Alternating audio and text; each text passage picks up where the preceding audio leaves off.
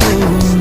உன் மீது கொண்ட காதல் உயிரையும் தாண்டி வாழும். சொன்னதெல்லாம் இனி நடக்குமா?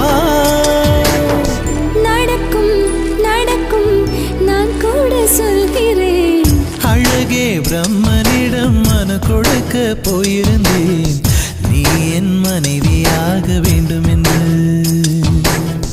ஆண்டு பல காத்திருக்க வேண்டும் என்று அவன் சொன்னான், ஆயுள் வரை காத்திருப்பேன் என்று நானும் சொல்லி வந்தேன். என் ஆசை